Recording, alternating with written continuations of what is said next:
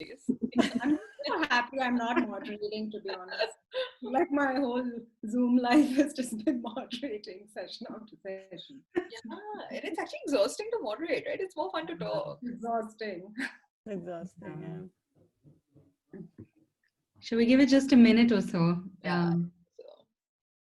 But obviously, I mean, you two are doing all of the, like putting up the video, the recording and everything, right? So that's, yeah, great, because it does require a little more labor, right, to do all that.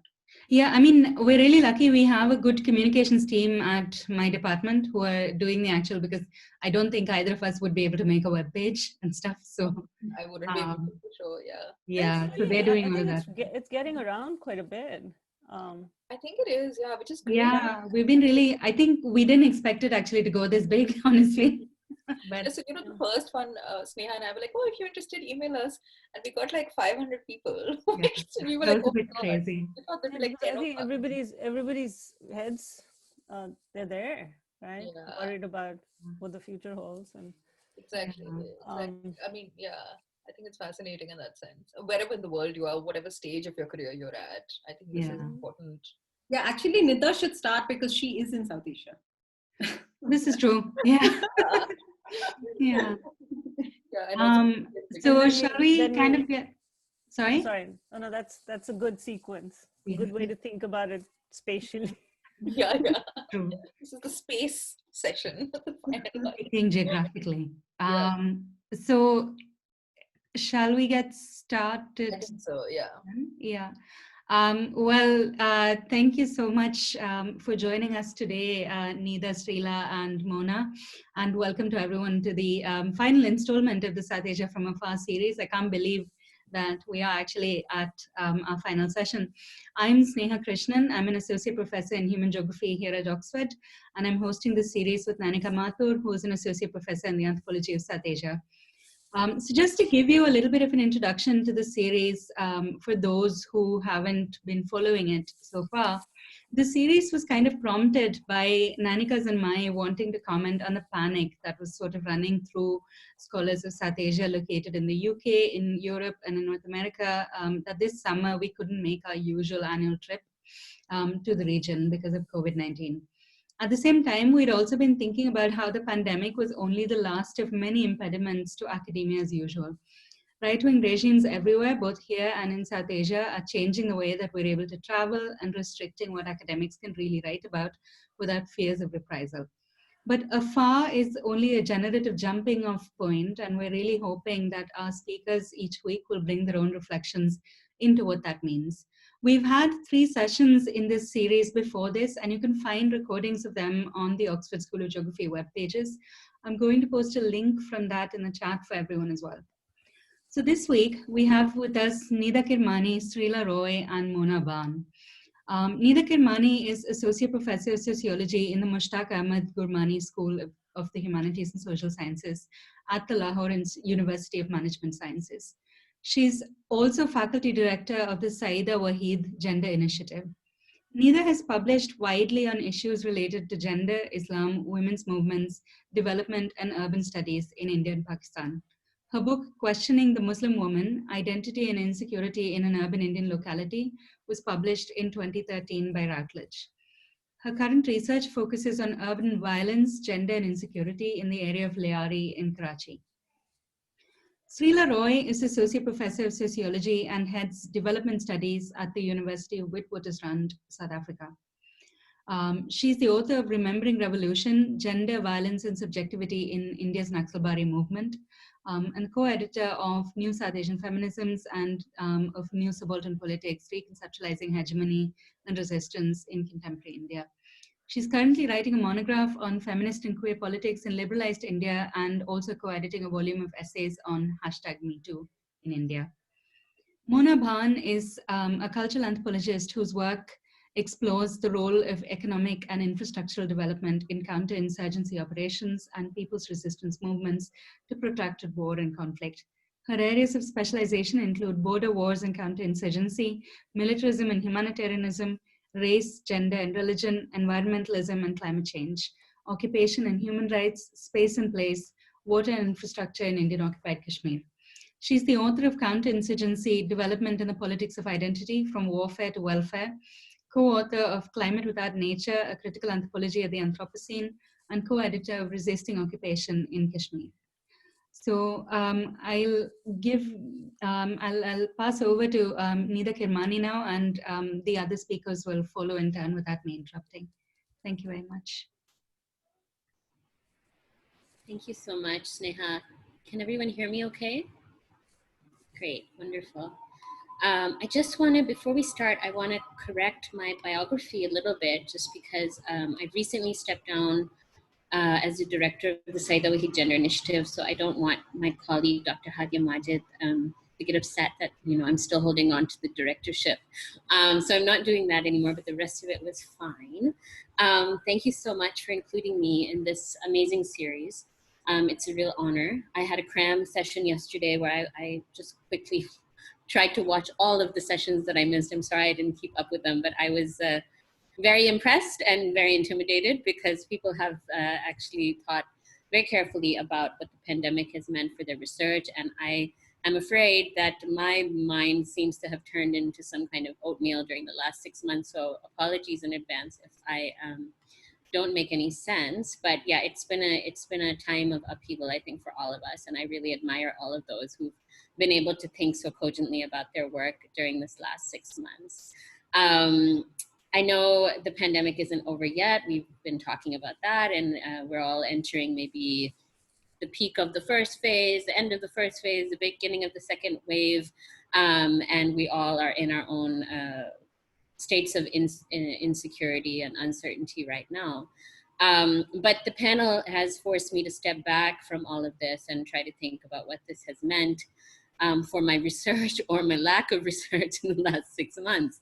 In the early days of the pandemic, we heard many talks and read many articles about how the pandemic brought into relief the contradictions of the neoliberal age that we all have been living through and suffering through, and how it was an opportunity to rethink the way that we organize our economies and our everyday lives. And even though we were all very worried 6 months ago, I think we were also hopeful that maybe this would jolt us into some kind of rethinking about the way that we organize our world. But sadly, 6 months on, we still haven't really seen any substantive change. And I think, like you all mentioned, I'm one of the few people that's actually physically sitting in South Asia. I'm in Lahore right now.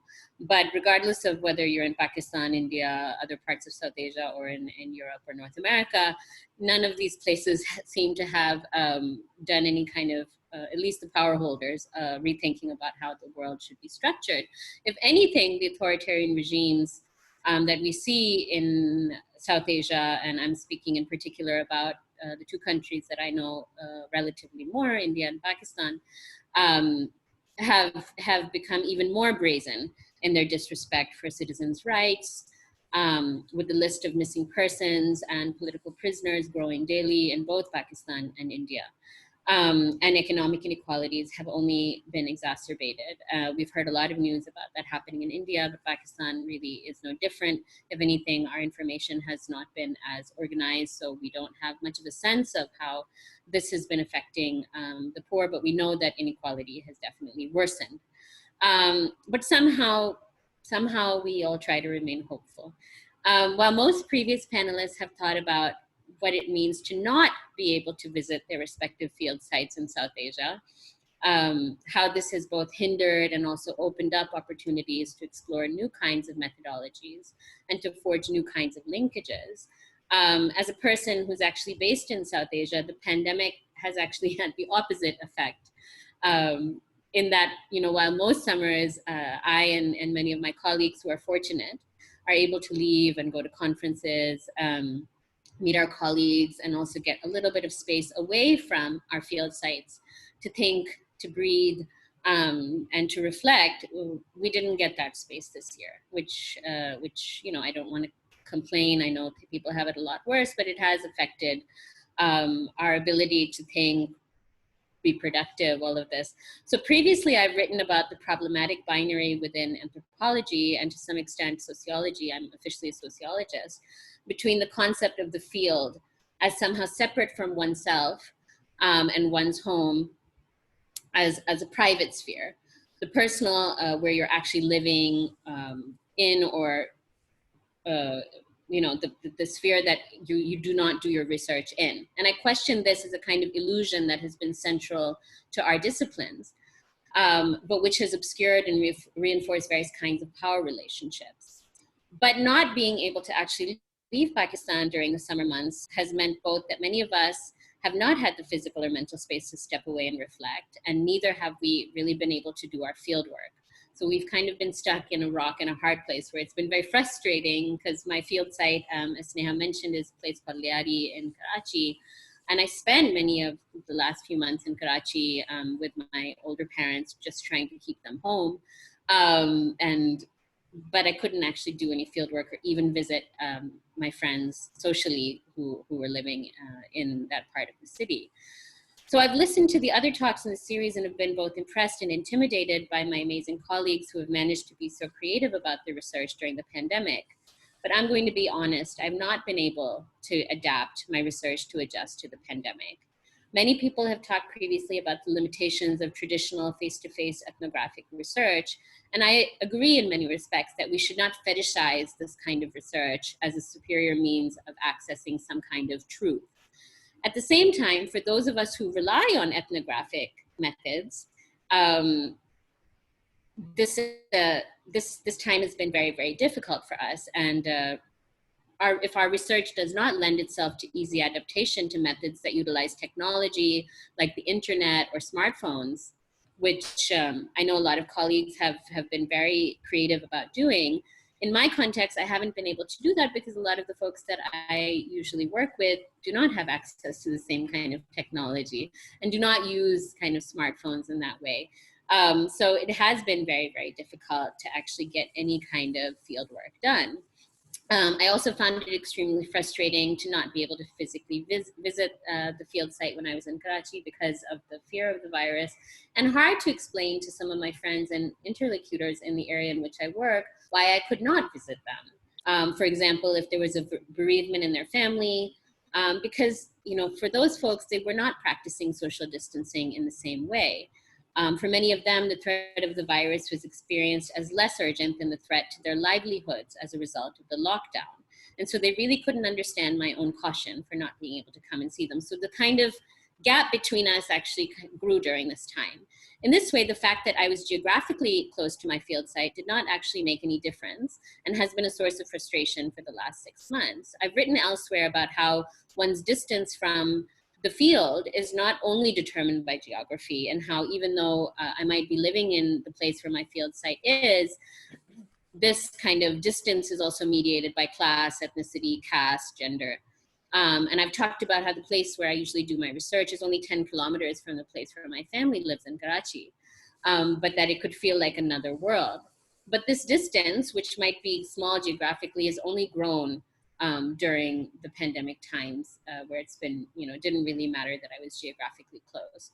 So it has been a frustrating time as a social scientist, as a person who does ethnographic fieldwork. And I'm looking forward to it being over. I also feel like in general, and this is not a South Asia specific point at all, but as academics, the pandemic has forced us to, in many ways, pause.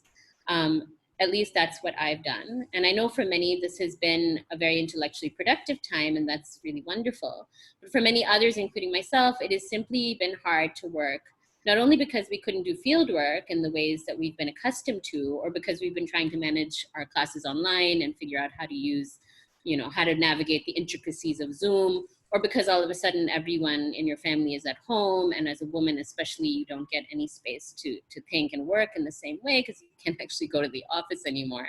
And we know that this has been reflected in academic publishing as well, where women have been submitting far fewer articles than their male colleagues during the last 6 months. But more than that, the last 6 months has been and continues to be a time of particularly radical uncertainty, not only in South Asia, but around the world.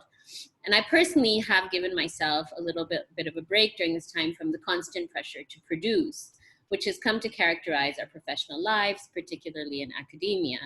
I've marveled at how right as the pandemic began, there were calls for proposals to do research in COVID on in various fields and disciplines, and that many of my colleagues were managing to actually get proposals in. And I just thought, wow, that's amazing, because I can't think straight right now. And I haven't been particularly mired with any worries. I'm very privileged that I have a secure job, and that my health and my family's health has been largely intact for the last 6 months. But I've also resisted the drive to constantly produce. I've kind of taken this as a time to kind of step back and say, look, it's okay right now. If you're not doing field work constantly and you're not worrying about getting your publications out. Maybe I was inspired by David Graeber, who recently passed away, and being a little bit critical about this idea, this drive to be constantly productive.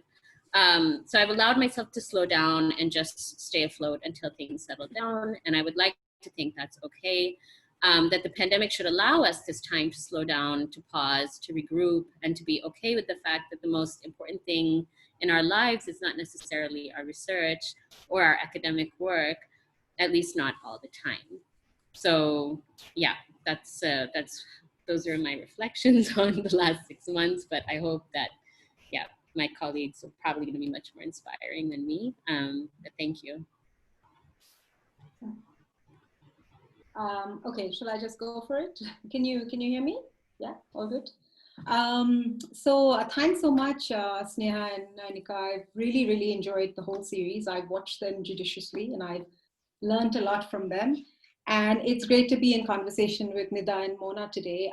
Actually, unlike Nida, I'm not going to talk about my own research or how productive or not I've been. I actually did a small piece in the Times Higher Education about productivity in the pandemic. And I don't know, it's interesting to think of how this is a moment of crisis for some, but for others, maybe just layers on various other forms of crises. So anyway, I mean, I'm very happy to talk about that later, because I do think it's important for us, particularly as women and as feminist scholars, to think about the pressures of productivity. So I think the series has been really, obviously really generative in thinking about how the study of South Asia from afar relies on a particular kind of scholar and a particular kind of scholarly infrastructure, right? So the lone scholar who can travel to the far-flung place, and obviously that scholar is male, and that scholar has a family or heteronormativity as a support system behind them.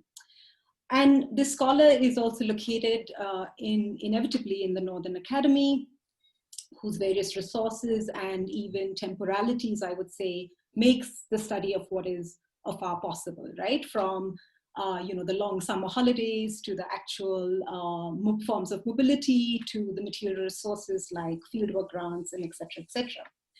And I mean, as Nida has already said, that rather than acting as a leveler, the pandemic has obviously intensified existing inequalities. So we know that, women academics are publishing less, male academics are in fact publishing more, which no surprises there, I suppose. Our digital communities have made those divides extremely stark, and not only in terms of, students and teaching. If we just think of our new online universe of webinars, they are overwhelmingly dominated by scholars located in northern universities, who seem to me very much having in conversation with one another, right? And so again, and not much different from the world that was before. So what I want to do with my time is really think about what it means to study South Asia from a place in the global South itself, which is South Africa, where I am and where, as you both know, I moved to after being in the UK for a while. And what it might mean to build epistemological communities and infrastructures within and across the South. So if South Asia is afar from the vantage point of people like yourselves who are located in the UK and the US, it's quite paradoxically even more removed from South Africa. So in South Africa, like I think very much in India, academic communities tend to operate within the episteme of the nation, right? So which makes it much more amenable to study issues framed within within the remit of the nation or the region, and far less amenable to comparative or transnational study. And I think that's especially true of disciplines like sociology and development studies. So for instance, there might be a long tradition of studying South Africans of Indian origin in South Africa, but only in terms of the implications on South Africa. Our students are also very invested in knowledge of South Africa as a way of resisting Eurocentric epistemes, but in ways that also feed into an idea of South African exceptionalism, or this idea that South Africa is quite apart culturally and politically from the rest of the African continent. And I think that's quite interestingly akin to the way in which India is, of course, hegemonic in the region of South Asia.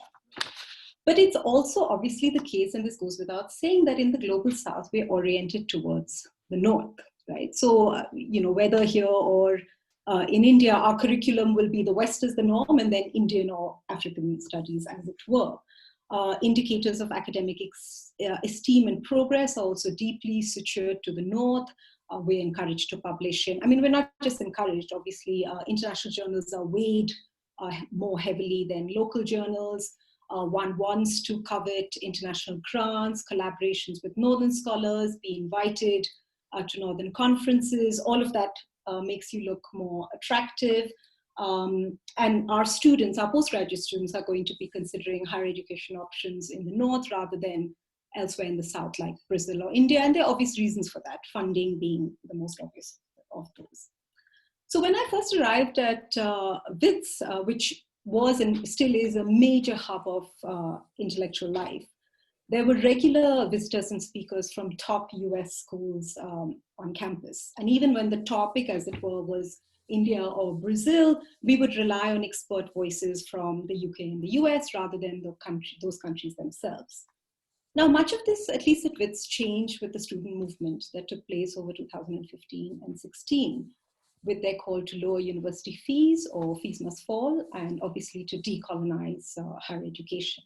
And decolonization, very crudely meant two things. One was to redress forms of epistemic violence, to ask for epistemic justice, but also to make the condition of being in Africa part of the mainstream, as Suren Pillai put it at the time. Now, in the years of the movement and immediately after, there was a much more intentional way in which academics and students went about their business on WITS campus. So whether that was teaching and curriculum design or hiring, but also in terms of who one chose to invite to speak, how one curated events, who one collaborated with, and so on and so forth. But as Pillai had warned, the decolonial move also fed into a kind of parochialism. So in the high tide of the movement, students refused to read white authors on their syllabus, but that also fed into a slight resistance, at least in terms of my course in feminist theory, to read Black feminists from North America or to read South Asian feminists. And alongside a greater reflexivity of who speaks on behalf of whom, there was also a greater policing. So for someone like me who lived in Johannesburg, South Africa felt very, very far. So in the face also more recently, and at the time of rising xenophobic violence against African migrants and populist and right-wing calls to put South Africans first, it feels like there's a much greater need to be vigilant against new forms of indigenous majoritarianism. And obviously here, India affords very valuable lessons. Now, to create epistemic infrastructure in the South is also very hard. In the course of my project, which is called Governing Intimacies, I've experienced both its potentials and its limits, not least given the funding comes from the North through the Andrew Mellon Foundation. So in our events where we've had feminist scholars from India visiting South Africa and South Africans and feminist scholars, vice versa, we've experienced a very rare space in which Northern voices have been entirely absent. And we've been quite struck by the entangled nature of our histories and of our contemporary problems. But in curating similar conversations in Southern Africa, we faced other kinds of limits around language and costs. So interestingly, it's easier and cheaper to organize a meeting in Delhi than it is in Maputo, for instance. One of the things that's emerged from my project is a book series that I'm co-editing with a colleague at WITS, which is coming out of Manchester University Press, and it's called Governing Intimacies in the Global South. Now, we've been very lucky with the wonderfully responsive and politically astute editor at the press, who put on the table right from the start what it means to have a UK university press publish work from and on the Global South. And even as we and they are committed to the vision, we're constrained by a number of things, such as co-publishing with local presses who are already facing COVID-related precarity. And even as it's very early days in our series, we're getting a lot more interest from early career scholars in the UK who are under enormous pressure to publish to secure a job than we are from scholars in Southern Africa or South Asia. So our aim to amplify scholars working in and not just on the South might well be limited in the face of what we actually receive. Having said all this, and this is just a final point, the fact remains that efforts to reorient scholarly dispositions and create new epistemic infrastructures will be thwarted in the face of the North remaining forever far, spatially, temporally, and epistemologically. While we are not always invited to be part of the academic table there, obviously our locales provide the endless raw material for extraction, producing the authentic, grounded, legitimate knowledge in the North. Indeed, the very anxiety around having to study South Asia from afar, I would say, is the flip side of the desire to have unmediated access to subaltern subjects in the expansive grassroots that is forever the Global South. So just as we reflect on what it means to study from a distance, I think we have to reflect more on this fetishization of proximity, of the desire to be near, to be intimate, and of having this very privileged insider knowledge. The conditions that produce the desire not to be afar from the South might well be what ultimately ensures the partners of the South. I'll just end there. Thank you. Thank you so much for these very insightful talks. And I've also, like Srila and Nida, really enjoyed the entire series of already assigned them to my classes. And I think it's such a wonderful resource to have, especially in this time when we are struggling with this question of what it means to do anthropology, at least for anthropologists. That seems to be the reigning question. I mean, I don't know where my observations quite fall, but I'm a little bit, I feel, in between Nida's sort of struggles with, how to cogently think about these issues, but also wondering what it means to be intimate or proximate to certain sites. I think I'll take on some of those questions too. So in some ways, I feel my talk does build on some of the issues that have already been raised. So over the past few months, there have been generative conversations about how this moment of global crisis is compelling us to confront the taken for grantedness we have come to associate with concepts of travel, access, participant observation, and ethnography. The crisis has certainly taken on an alarming dimension, it seems, for anthropology too, as we've now heard, especially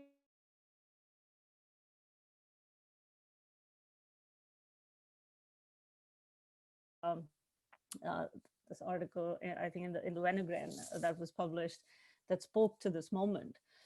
It's rightfully forced us to think of temporal and epistemological ruptures in the practice, in the doing of anthropology.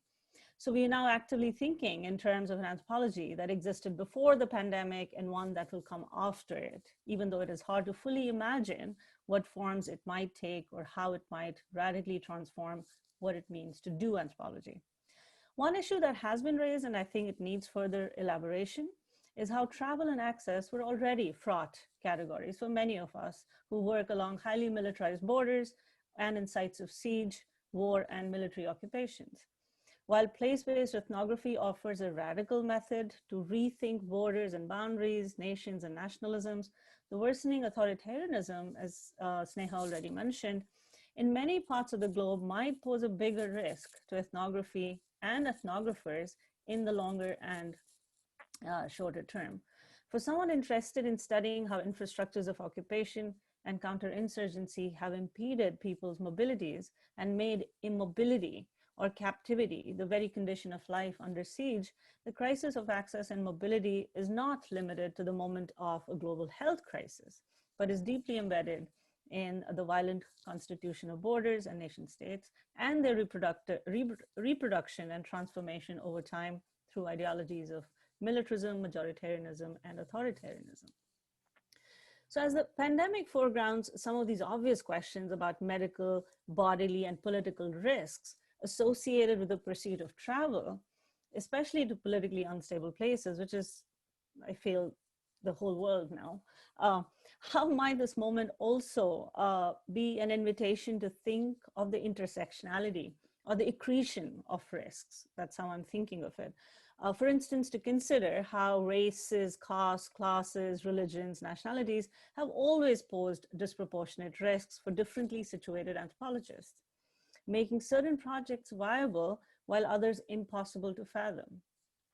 So while the moment is unprecedented in more ways than one, I completely agree with that, and has triggered multiple crises for ethnography, one cannot wonder but ask if this existential threat is being felt this acutely because the idea of risk has, by default, become more universalized. That is to say that the impact is now felt across the board and is not solely borne by certain kinds of gendered, sexed, raced, and nationalized bodies. In other words, do all bodies now experience risks, even if by no means is this risk experienced uniformly across the multiple axes of social and political difference? And we've already talked about how the pandemic has, of course, intensified social inequity, but at the same time, it's also universalized the idea of risk. And that's what I'd like to think about collectively. Will this public health crisis, with its attendant universal assumptions of threat, hygiene, disease, and contagion, thus serve as a critical moment to assess the role of risks, bodily, physical, social, and political, experienced by anthropologists, right, across these multiple axes of difference? And how might the claims and meanings of ethnography as risky business then both shape and have historically, how has this sort of pursuit varied across time, space, site, and location? And finally, how might this reassessment, if there is indeed a reassessment, going back to Nida's, I kind of share the pessimism here, where is the reassessment, where is the radicalization? But if it were to happen, how might it radicalize conversations on access, decoloniality, collaboration, dialogue, and modes of knowledge production in anthropology and beyond? So what's triggered these questions for me is this. I mean, this has been a strange year in many ways, especially for scholars working in Kashmir, because there was this political crisis that I'll speak to in a second.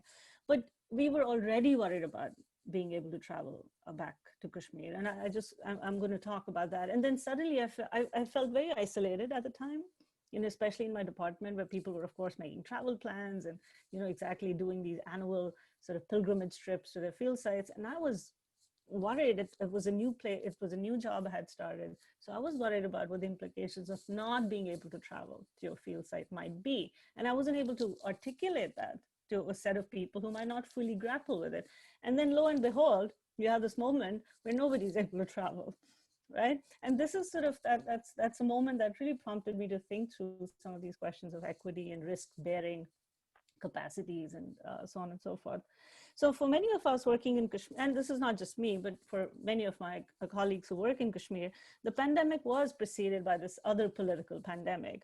And the global lockdown was superimposed on a prolonged militarized lockdown, which had entered its 8th month when most countries began their public health crisis lockdowns. In August of 2019, just a quick sort of background for those of you who might not know what exactly happened. In August of 2019, the Hindu majoritarian government revoked Kashmir's special constitutional status and unilaterally stripped Kashmir's autonomy while downgrading it to the status of a union territory. These legal maneuvers were imposed amidst a severe and unprecedented lockdown and a communications blackout with no internet, no cable TV, and no newspapers in circulation. In this context of total siege and collective punishment, many of us were forced to consider what forms of participant observation or ethnography or even travel were possible and what use would they really serve. And what forms of ethnographic liberties of travel and access were we compromising when we chose to speak publicly against such oppressive policies? Would we be allowed to enter back into India, given how given how many of us had to sort of publicly bear witness to this moment. We had to learn to speak in effective sound bites to international news and media channels, and use our commitments to a place and its people to rethink the role of anthropology in these times of political crisis. But it came with a cost, and a cost that I think we still haven't quite figured the contours of, or the contents of. So indeed, what it means to access a field site, which has been under months of siege, it depends conventional understandings of time and space in ethnographic practice. For instance, as scholars located in the US and the UK elsewhere, we had, for instance, better access in some ways to the events in Kashmir. I know it kind of goes back to Nida's point about, and your point, Srila, about proximity and distance, and how those are not necessarily just geographical concepts. So for example, one of my human rights activist friend, during our phone check-in, which happened 3 months into the lockdown, responded to my question about what was going on in Kashmir with a pithy response that brought to the fore a multitude of practices that produce a place at particular times and moments in history. So while there was no way for me to viscerally experience lockdown time, in the moment, the place, as he reminded me, was also being reconstituted elsewhere, very explicitly through treaties, international legal mechanisms, and through global diasporic activism. So a place fractured and fragmented by war and occupation, then, he reminded me, is also imagined through statutes, international treaties, and legally binding promises of the UN, for example, at least in the context of Kashmir. Conversations of how places exist in people's imaginaries and are reproduced or reconfigured through practices, rituals, and institutions that exist elsewhere have been key to anthropology for a long time. And we talk about multi-sided ethnography being representative of that shift.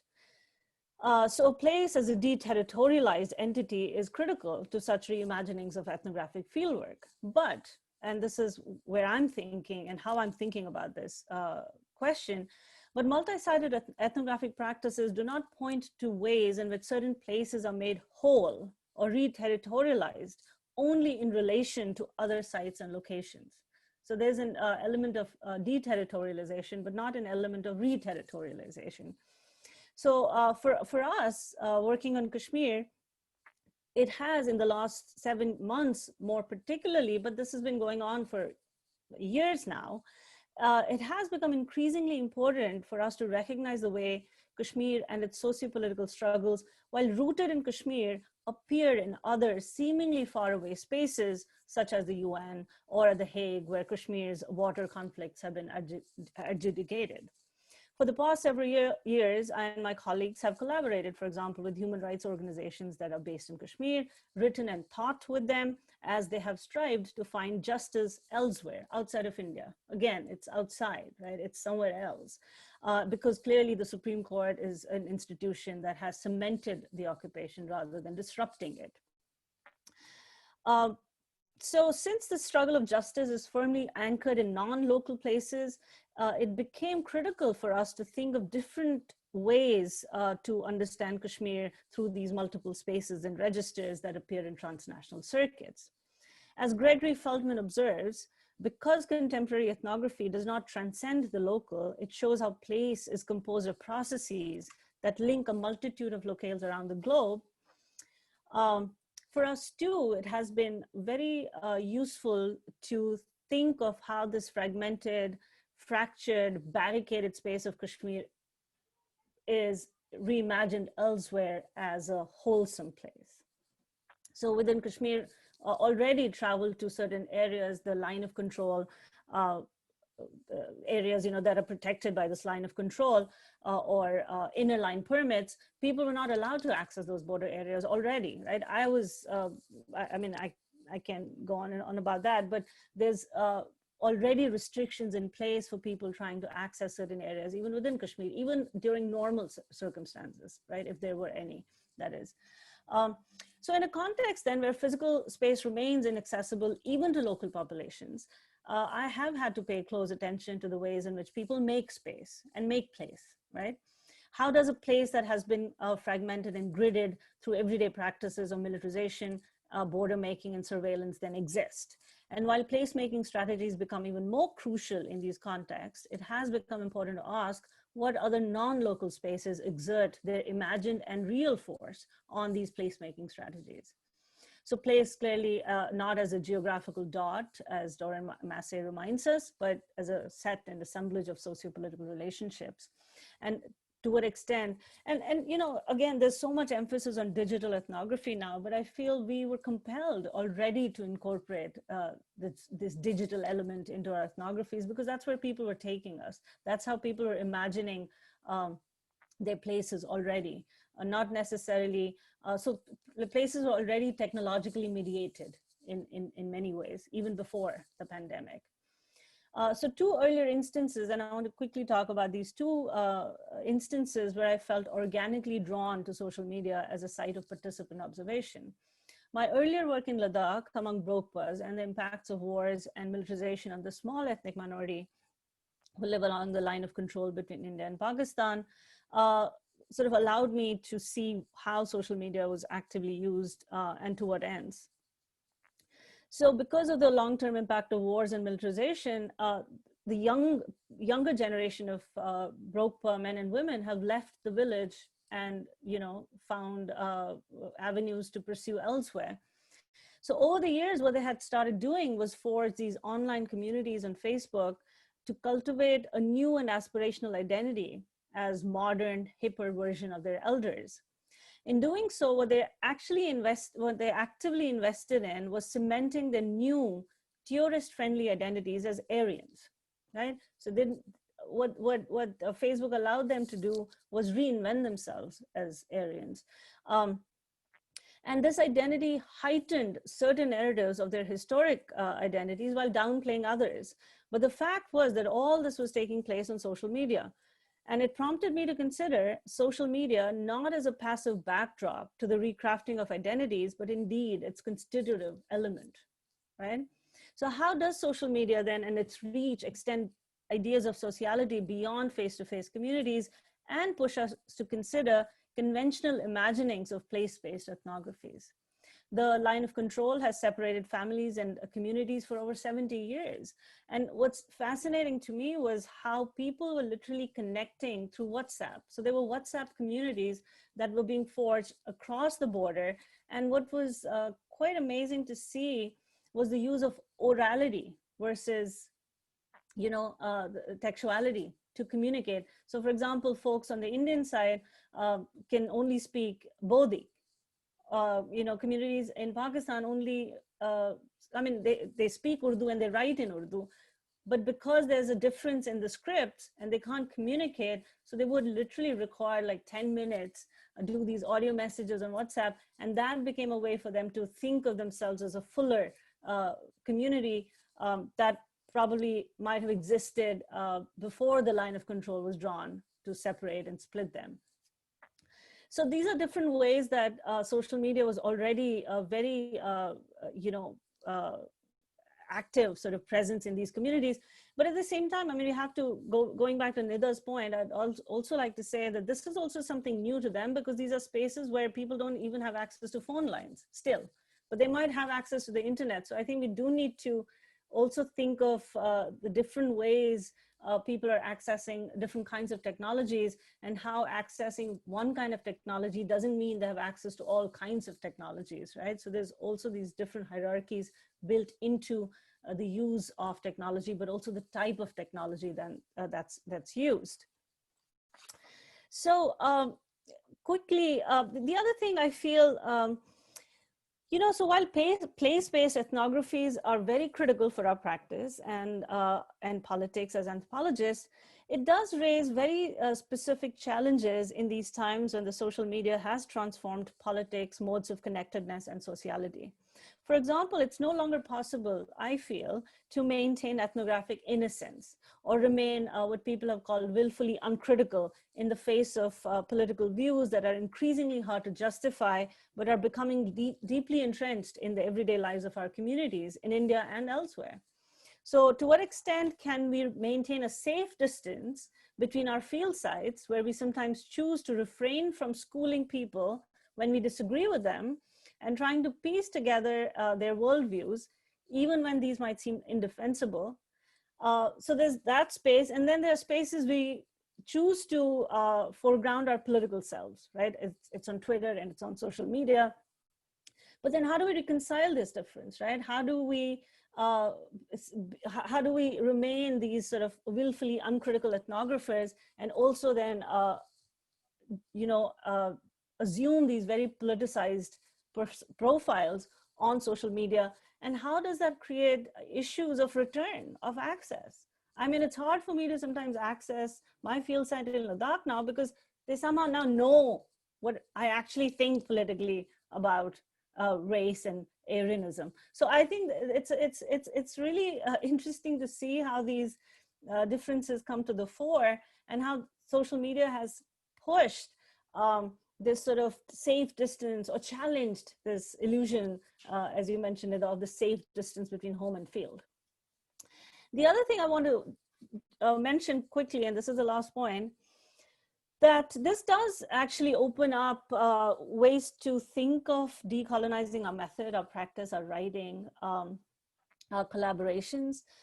Because I feel, again, going back to this idea of a lone male anthropologist, this sort of rugged individualism of anthropology that ethnography is fundamentally rooted in, I do feel this kind of risk, the political risks, and not just the medical risk that the pandemic poses, but also the political risk that come associated with the pandemic, but also with politics more broadly. How is that pushing us to think about fieldwork as a collaborative endeavor, to think of ethnography as a collective endeavor? And how might this force us to decolonize the practice of anthropology, where our colleagues are not just our interlocutors, but our research collaborators, and folks who can actually finally perhaps get credit for their multifaceted contributions to our scholarship? To what extent will this signal a shift in valuations of collaborative scholarship in academia and shape decisions related to tenure, for example? And force us to rethink the origins and ownership of ideas. And if we don't pay close attention to differentiated vulnerabilities, to what extent might this collaborative work once again disproportionately distribute risks across differently situated individuals? You know, I've seen a lot of people talk about collaborative work and how, you know, we situated here, but our collaborators elsewhere. But we also have to talk about the risks that this collaborative work poses for our collaborators in India, in places like India, where you have active law and policy meant to silence and crush dissent in ways that is becoming very, very clear and visible to us in the recent past. So that's where I'll just stop there, and we can hopefully discuss more. You're muted, Nanika. Oh, am I still muted? No, you're good. You can hear me. You're Okay. Sorry. So thank you so much, Nida, Srila, and Mona. This was like an incredible set of final comments. Just before I sort of just open out the conversation with a couple of comments, I should say that, you know, a couple of things which have struck me over the course of the series that Sneha and I have been running. I think the first thing which has really struck me, and it really came together today very beautifully, is how, in a way, which Sneha and I were responding to the pandemic it was a moment of panic, right, for us globally. It was also a moment of panic for us as academics, as South Asianists who, you know, have family and friends and loved ones in South Asia, etc., and the sudden closure which we were facing. And we were like, let's think more about it, and let's think about it collaboratively, globally, with people we, you know, deeply respect and admire, and whose work we've read, but we might not actually know them.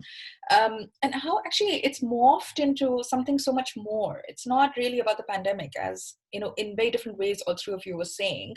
It's really not about this moment. It's about long-standing methodological, ethical, political issues related to the study of South Asia. But it's also actually in an interesting sort of twist on temporality. It's also almost like it's a peep into the future, right? So we're also like, so many of the discussions we're having here on decolonization, collaboration, digital or not digital, is also the ways in which these methods are going to evolve in the future. And I found this really fascinating as a theme through it. The other thing I've sort of found fascinating is, I think, again, when Sneha and I conceptualized the South Asia from afar thing, we were thinking of us and all of our these conversations is not that of that lone white male ethnographer or historian who goes to South Asia and unearths knowledge about it. But what's really interesting is that in many of the conversations we've had, and this is with people situated in very different locations around the world, as well as in very different disciplines, that figure keeps recurring. So today, for instance, both Srila and Mona referred to that person, right? And it's sort of this specter of that lone white male ethnographer, the historian, going to India or Pakistan and finding deep troves of knowledge that doesn't seem to ever leave us. And I'm like, when will the specter disappear, if ever? But just a couple of sort of quick thoughts. I think there were two things which to me came across very strongly in what the three of you were saying.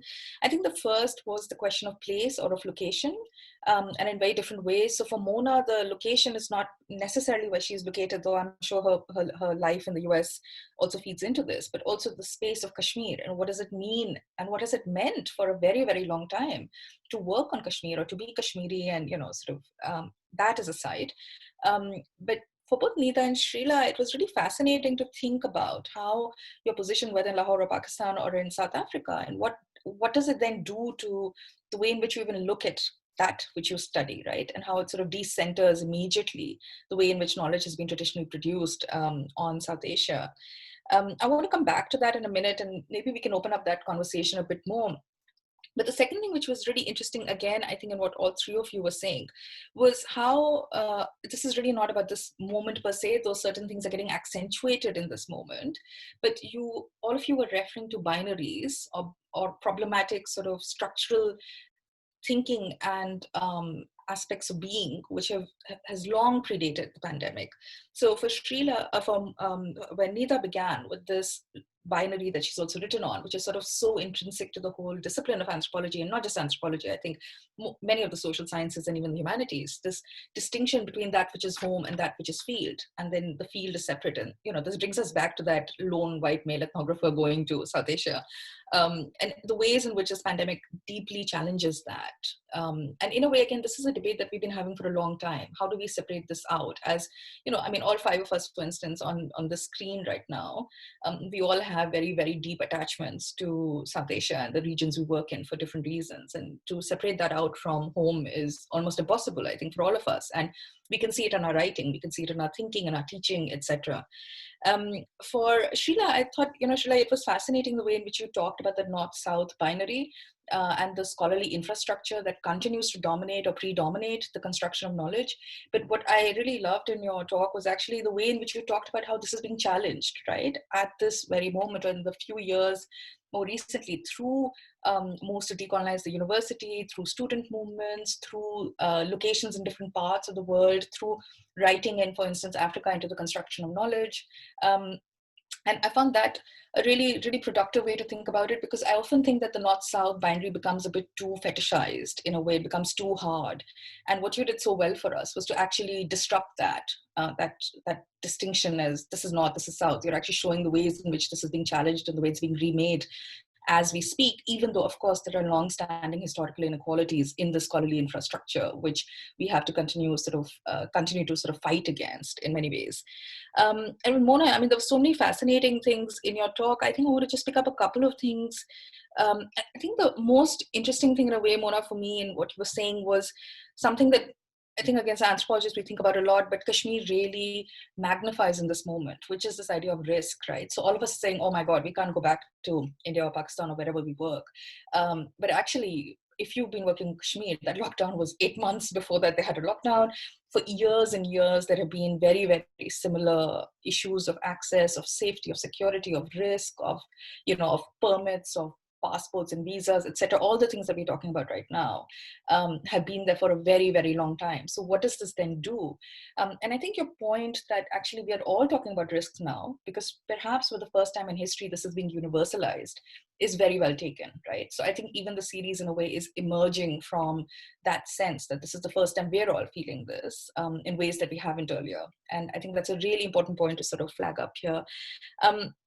I think there's a really interesting discussion perhaps to be had here. I'm going to stop now, but there might be an interesting discussion here to be had about digital ethnography and digital methods, as well as collaborative writing, and what it means to decolonize the university. Because I think in many ways, all three of you were in very different ways talking about different forms of decolonizing knowledge production and the ways in which this can happen.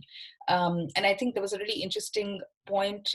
There's a very interesting conversation here maybe to be had between Nida and Mona on digital methods and, you know, the ways in which the digital is always already written into the construction of certain sites and people, and what might happen in the future.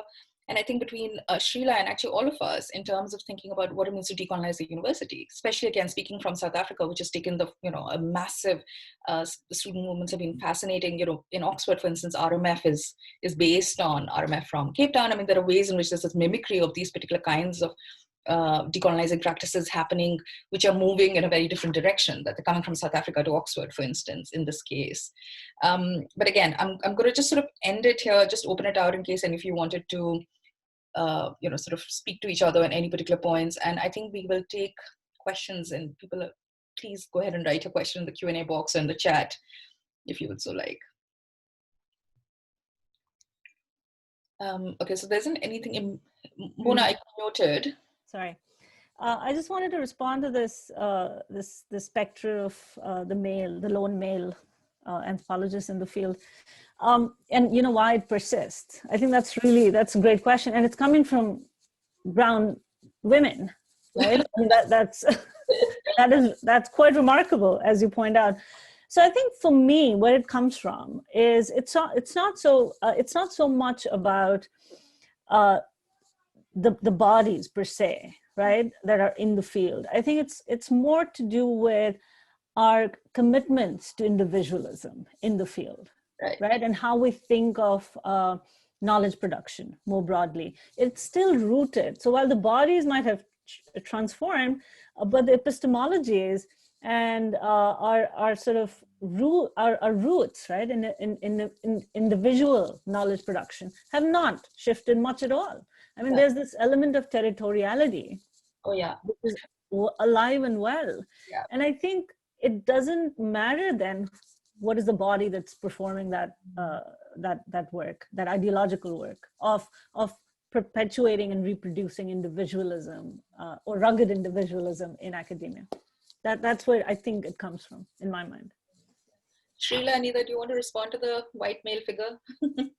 Yeah, I mean, I just wanted to say that actually what Nida talked about at the start in terms of, you know, our structures of productivity, I mean, obviously that is also modeled so much on the male norm, right? And, you know, the man who can produce because there is a wife who's taking care of, you know, the domestic and conjugal responsibilities. And so there's the way in which the pandemic, I think, has really brought that to the fore, you know, to ask this question, how is it that at this time men have been more productive? And it's probably because they're at home and they've got more time to write, because they actually, I mean, I don't see how it can be more stark than this, to be honest, that when you're in the homestead, as one of your earlier speakers said, I mean, that's when, you know, the way in which gendered power and inequality works is most intense, right?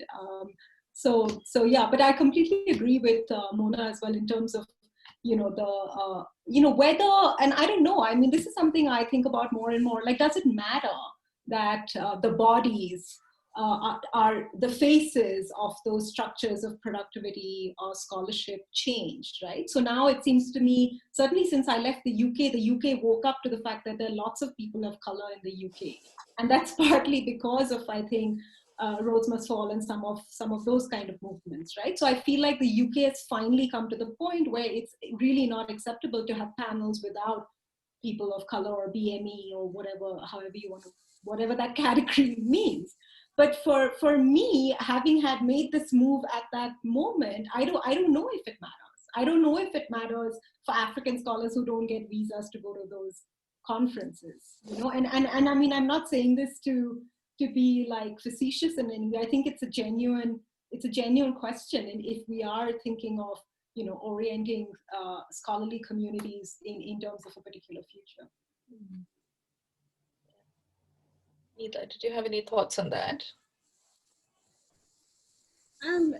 Not so much on the decoloniality point, but this time has made me question my own questioning of the binary between field and home. Because in many ways, I realized that the binary very much exists, even though I question the idea of going out and coming back, and this idea of, you know, going and extracting truth from the natives that we all tend to reproduce, even if we're critical of it.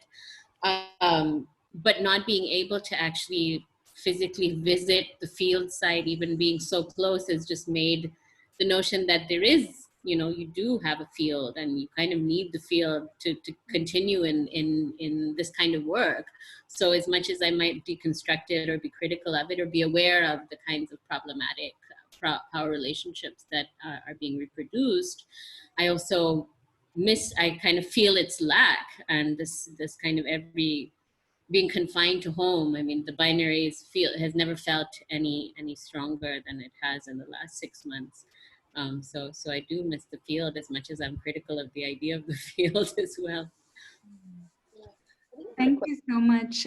We do have one question, but I'm also conscious of the fact that we are actually, you know, a minute over time at this point. So is the panel okay with taking a question, or shall we wrap up? Or... Should we take the question which Ravinder has? Yeah, so Ravinder Kaur, who was a panelist on our first session, says, thanks for an excellent discussion. How do we analytically and methodologically account for complexities and divergences within the broad categories of North and South?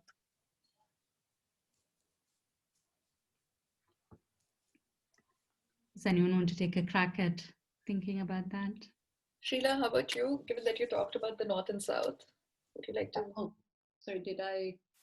Yeah, sorry, I have my muted, am I not muted? No, I mean, I think, of course, and, you know, and Ravinder has been part of these conversations, as so many of us have, of thinking precisely as Nainika said, to try and, you know, not hang on to that as some kind of set in stone hard line on the ground, right? And to think of, I mean, I find it quite productive, for instance, and I've forgotten who to attribute that, you know, the north in the South and the South in the North, and to think of global elites who ally in particular ways, and so on and so forth. I mean, I suppose, having said all that, if we then look at the university, and maybe that focuses our attention to the project of decolonizing the university and higher education, I think we still have to be cognizant, you know, hold these two things together, right? On the one hand, we want to think of the North and South as precisely not in those kind of fetishized, rigid, you know, reified ways, but also think of how there are very material constraints. There's a certain political economy, you want to call it neoliberalism or whatever, of the way in which the university works precisely to reproduce, you know, these kinds of global forms of privilege, right? So, you know, a very quick example, like I said before, in terms of the way in which we publish and we get subsidies, and I'm sure that's similar in Pakistan, actually. I don't know. But I think it's similar in some other places. And you will get a subsidy, you'll get a higher subsidy if you've published in a, you know, in a northern journal than you would for a local journal, right? So there are ways in, and obviously that's been, I mean, not the issue of publishing per se, but conversations around decolonizing the university have been about you know, epistemic injustice and scholarship, but they've also been about these very concrete everyday things, about how can we actually talk about, you know, the project of decolonizing when all of our, the distribution of resources, you know, progression, hiring, all of that is attached to, to forms of privilege that attach to the North and reproduce the centrality of the North. I'll stop there and let others think this through. Mona, Nida, do you have any comments on that?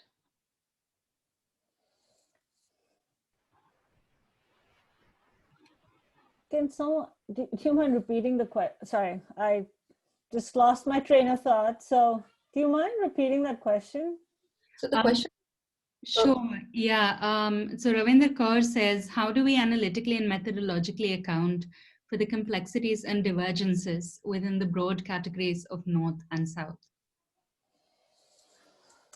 Yeah, I mean, the way I, for example, see it, the distinction between North and South, it it doesn't play in the same ways, right, for the work that I, for example, am invested in. I mean, I'll just start from this anecdotal moment, right? If you're in Kashmir, you'll often hear people say, you know, this should be managed by some foreign body, right? That India should be out of this equation, right? So the point I think that people are trying to constantly make is there's this sense of trust still reposed in institutions of the North. And some, again, I mean, I don't want to homogenize the North. It's a big sort of label. But to think of how people articulate these spatial concepts and how it gets framed in terms of trust, in terms of credibility, in terms of accountability. So the North-South divide, it's interesting, right? In my work, I see it more about questions of accountability that still are not coming so much from institutions of the South for Kashmiris who are seeking international routes to seek justice and accountability measures. They're still located in the North. So there is some kind of a trust and this, you know, this sort of aspiration, right? And hope that institutions of the North will step in. I mean, this became even more apparent, right, in the last 9 months, because when people were asking us, what are institutions doing there? I think that what they really meant was, what are these powerful governments in the North doing it? Because there is some element, despite the fact that, you know, the underbelly of the US, with, of course, what's happening right now, but what's been happening for decades, and Kashmiris know it, there's been human rights abuse and there's been all kinds of, you know, violations of justice. But there is still an element of trust associated with the North that is not clearly as visible in the South. Again, I don't want to binarize it even more, though. I think I'm sort of risking binarizing it even more, because of course there's, what is the South in local imaginaries is also the big question, right, at stake. So for example, people are looking up to Latin America for solidarities. So again, I mean, I don't know if that binary plays out in the same ways that it does in Western academic circuits. Thank you. Neither, did you have any comments on this? Yeah, I'm glad I got a little bit more time to think about it, because it did throw me off. It's a broad question, an important one, but one that I guess one could take in lots of different directions. Yeah.